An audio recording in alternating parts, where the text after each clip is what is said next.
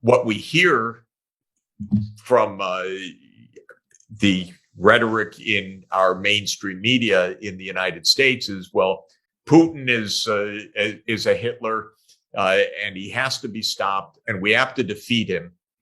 And it's as simple as that. And there's no talking to him. The man is crazed, living in a dream world of Russian imperialism. There's no stopping him. Any agreement is to rip up a piece of paper.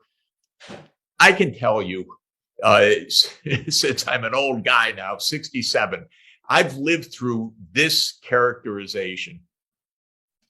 Every decade, there's a new Hitler that we can't deal with, whether it was Ho Chi Minh or whether it was Vietnam or whether it was Cambodia or Laos or Nicaragua, for heaven's sake, or Iraq or Syria. We are real good at this game of rhetoric, but this is not real.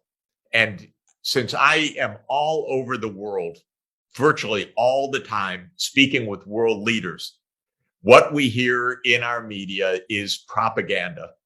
It is not real. We should be negotiating. Actually, Biden refused to negotiate with Putin in 2021 because Putin raised a very specific set of points. One was NATO enlargement.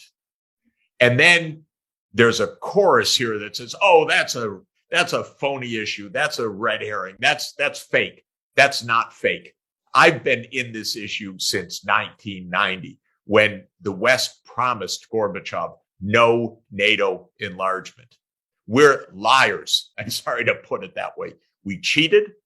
We continue to do this. And then Biden refused to negotiate. Okay, that's straightforward, except it's not the way the story is told.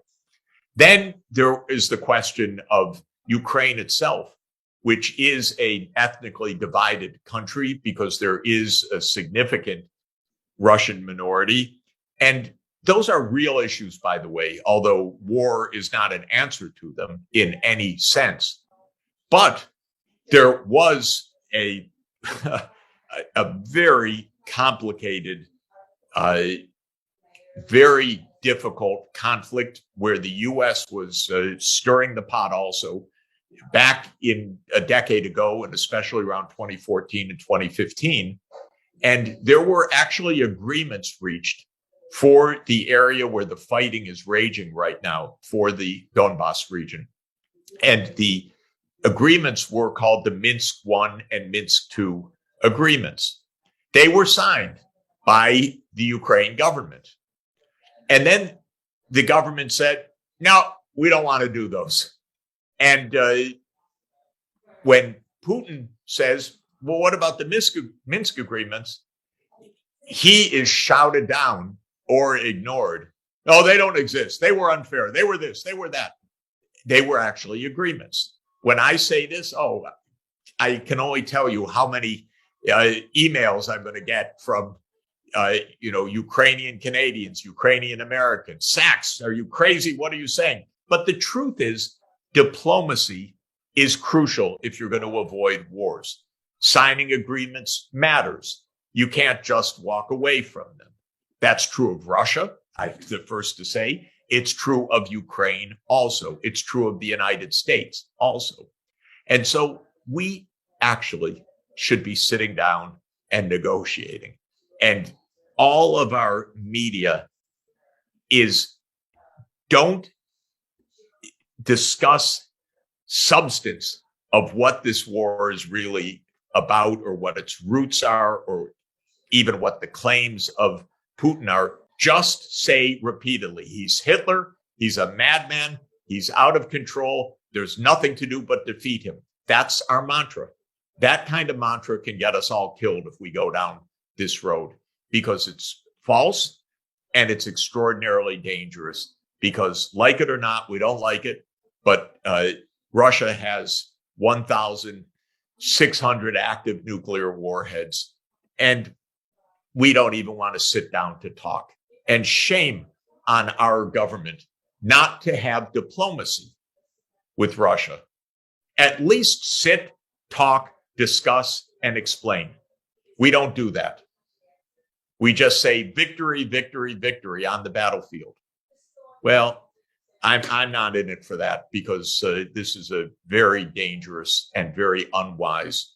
We're providing the weapons, in the U.S. and even more the U.K., which is a more experienced empire than the U.S. and has a mindset, even though it's the empire is long gone, but they still have an imperial mindset that is even more imperial than our mindset.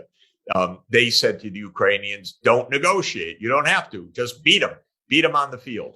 So what was on the table at the end of March was basically neutrality for Ukraine, so that NATO and Russia wouldn't be right up against the border with each other, which is incredibly dangerous.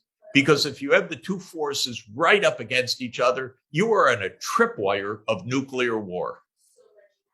We should have a zone where we're apart, where there's some time to talk, some time to work out problems for deconfliction. But no, we wanted to be right up against the border.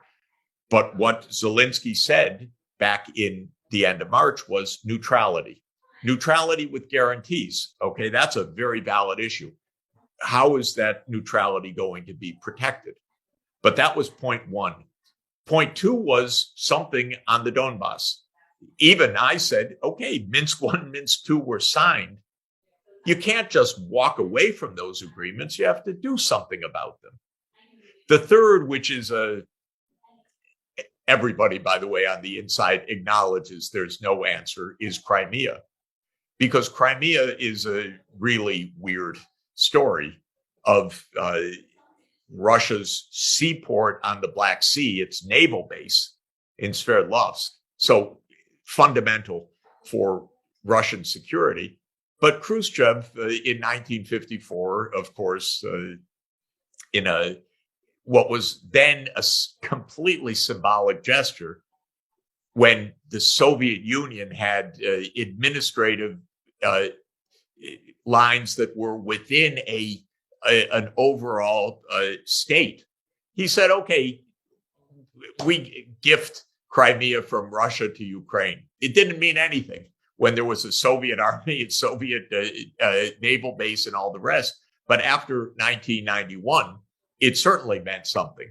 And what happened in 2014 was the pro-Russian president was overthrown. Russia views that as a U.S.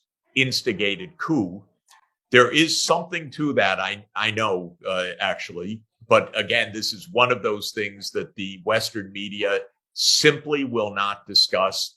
And it's so deeply hidden in classified documents that maybe in 50 years, someone will write a good book about Ukraine 2014 if we get to 50 years from now.